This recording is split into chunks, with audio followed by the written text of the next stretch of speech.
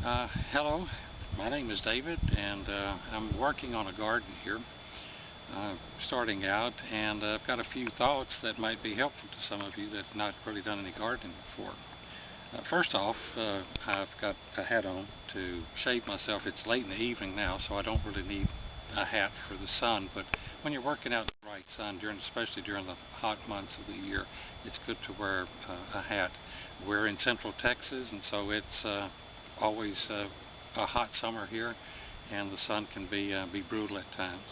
Also, some of the tools we use, it's good to wear gloves, and so I'll put these on, and let's take a look at some of the tools that we use for starting a garden. The first one, and my least desirable one, is this, what we call a grubbing hoe down here, a pick in some cases, and it's a good tool for when the ground is hard and dry, but it's fairly inefficient and takes a lot of energy to swing it and to bring it down and all. So and to make a hole like that takes quite a bit of energy.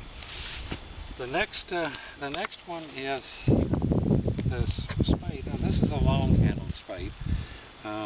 There are some that have a deep handle on them, or a different type of handle, but this is a little bit more efficient, takes less energy. You're using your leg to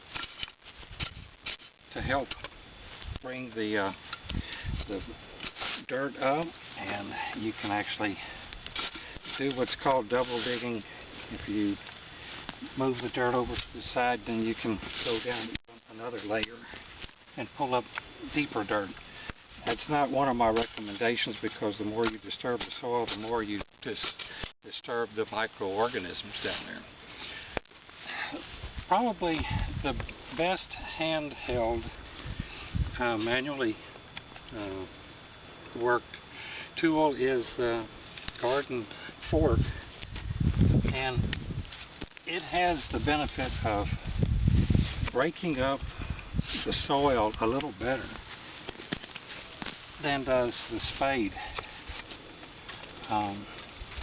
Still, it's basically worked the same way, with the foot adding some additional pressure to it. For very light ground breaking, you can use something like this. There's all different kind of varieties of basically cultivators, and this one just happens to be an attachment that goes on a string trimmer, and I'm not going to crank it up and show you, but it will certainly do a decent job in a small garden, just a little square foot garden or something like that, and it will dig nice and deep and make some very nice fine soil. But probably the most efficient for most gardeners and effective is a machine like this.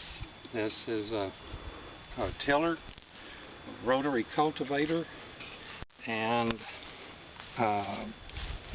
it has something like this one has something between a 6 and 8 horsepower motor on it. I'm going to crank this thing up and show you in operation what it does. It is a power tool, like I said, 6 to 8 horsepower. That's a lot of torque, and if you get caught in the machine, it's going to hurt you. So you have to be very careful when using it. Towards the end of this exercise, I'm going to show you how to turn one of these machines. There's other ways of doing it. Obviously, you can, when you go to a corner or to an end, you can back up and go forward and make a turn with it. But I've got a different way that I do that, and I'll show you that at the end of a strip that I tilled here. So I'm going to crank this thing up. It's going to get really noisy. I'm not going to be talking.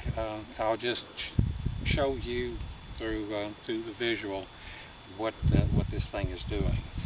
First, put it into a neutral gear and make sure that's set, and then This particular unit uses a choke on it, and you need to read and understand your instructions for both the engine part of this thing and for the tiller part of it, the cultivator part of it. Some of them will not have a choke like this. It'll be a different way of doing it. Some of them start with less than full throttle. This one perhaps starts best with the full throttle on it. So we'll give it a spin here. By the way, also you'll see a brand name both on the engine and on the equipment. I'm not endorsing that brand or the equipment. It just happens to be what I purchased here recently.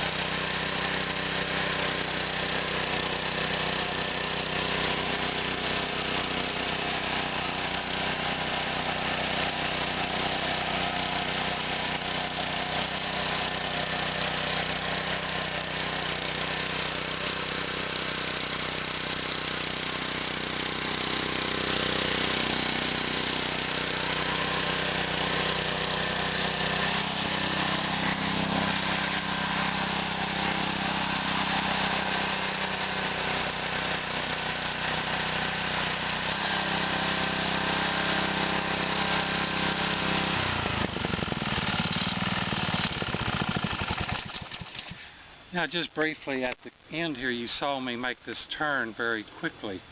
It's done by taking the wheel that's on the inside. You grab the handle on the side of the wheel that's on the inside of the turn, and you lift up on that. That puts less pressure on this wheel and allows it to spin, while the wheel on the other side pivots and grabs and pulls the whole machine around. So I think we'll call that a wrap for today. Thank you.